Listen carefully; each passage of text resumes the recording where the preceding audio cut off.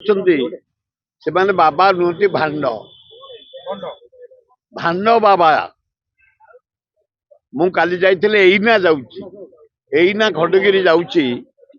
ଗୋଟେ ବାବା ମାନେ ଡାକିଛନ୍ତି, ମୋ ସାଥିରେ ଯଦି ଯିବେ ଆପଣ ମାନେ ଆସନ୍ତୁ। ବହୁତ ପ୍ରସିଦ୍ଧ ବାବା ଆସିଛନ୍ତି, ନିଷ୍ଠାପର ବାବା ଆସିଛନ୍ତି। ପ୍ରାୟ 300 ରୁ 400 ଭଳିଆ ବାବା ପହଞ୍ଚି ଗଲେଣି।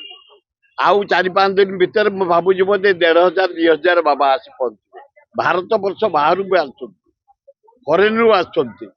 ଭାରତ ବର୍ଷର ଉତ୍ତରପ୍ରଦେଶ, ଦକ୍ଷିଣ ଭାରତ, ଉତ୍ତର ଭାରତ, ଆସାମ, ପଞ୍ଜାବ ଚାରିଆଡୁ ବାବା ଆସୁଛନ୍ତି ଏବଂ ଆସି ପହଞ୍ଚି ଗଲେଣି। ମୁଁ ଏଇନା ଯାଉଛି, ଏ ତଳ ପଟେ ଗୋଟେ ବାବା ମାନଙ୍କର ଯୋଉ ଆଶ୍ରମ ଅଛି, 2-3ଟା ବାବା ରିଜର୍ଭ ରଖିବୁ। ଯୋଉମାନେ ଉତ୍ତର ଭାରତରୁ ଆସୁଛନ୍ତି, ଦକ୍ଷିଣ ଭାରତରୁ ଆସୁଛନ୍ତି, ଦୂରରୁ ଆସୁଛନ୍ତି, ସେମାନେ ଯେମିତି ରହିବେ, ତାଙ୍କର ପିଇବା ପାଣିର ବ୍ୟବସ୍ଥା, ଆମେ ପାଣି ଟ୍ୟାଙ୍କର ପହଞ୍ଚାଇବା, ଇଲେକ୍ଟ୍ରିକ ଟିକେ କେମିତି ଜାଳିବେ, କେମିତି ଗାଧୁଆ ପାଧୁଆ କରିବେ, ବାବା ମାନେ ରହିବେ 4-5 ଦିନ, ଟିକେ ଶାନ୍ତିରେ ରହିବେ, ଆରାଧନା କରିବେ, ପୂଜା କରିବେ, ଆଳତି କରିବେ।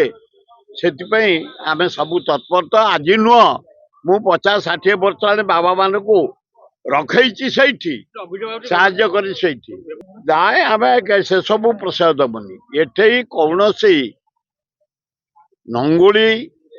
ନଙ୍ଗଳା କାର୍ଯ୍ୟକ୍ରମ ଏବଂ ନେକେଡ୍ ଡ୍ୟାନ୍ସ ଏସବୁ ମାନେ ପ୍ରଶୟ ଦବୁନି କେବେ। ଏଠି କୌଣସି ଉଲ୍ଲଗ୍ନ ହେଇଥିଲେ 50 ବର୍ଷ ତଳେ। ଏ ଯୋଉ ଜୈନ ମାନେ ଉପରେ ମନ୍ଦିର ଅଛି, ଉଲ୍ଲଗ୍ନ ମୂର୍ତ୍ତି ଅଛି, ତାଙ୍କରି ଭକ୍ତ ମାନେ 200 ବାବା ନଙ୍ଗଳା ହେଇକି ବୁଲନ୍ତି ଯାତ୍ରାରେ। ଆମେ ଆଉ ସମ୍ଭାଳି ପାଇଲୁନି, ପଚାରିଲୁ। ସେତେବେଳେ ଉଦ୍ଧତଗିରି କଲେ, ଏମିତି ମାଡ଼ ଦେଇଛୁ ଆଉ ଜୀବନରେ ସେମାନେ ଉଲ୍ଲଗ୍ନ ହେଇକି ଖଣ୍ଡଗିରି ଯାତ୍ରାରେ ପ୍ରବେଶ କରିନାହାନ୍ତି। ସେ ବାବୁ ସିଂ ସିନା କହିଥିଲା ବାଡି ପୂଜା କରିବେ, ଆମେ ଶିଖିଥିଲୁ ଏକଦମ। ବାବୁ ସିଂ ଜାଣିବା ଦରକାର, ସେ ଜନ୍ମ ହେଇନଥିଲା, ଶିଖିଥିଲୁ ଆମେ। ସେଇ ଦିନଠୁ ଆଉ ଖଣ୍ଡଗିରି ଏରିଆରେ କୌଣସି ନଙ୍ଗୁଳି ବାବା କେବେ ଚାଲି ନାହାନ୍ତି, କୌଣସି ଜୈନ ନଙ୍ଗଳା ହେଇ ଚାଲି ନାହାନ୍ତି। ତାଠୁ ଆହୁରି ଜବରଦସ୍ତ ଦଣ୍ଡ ଦିଆଯିବ।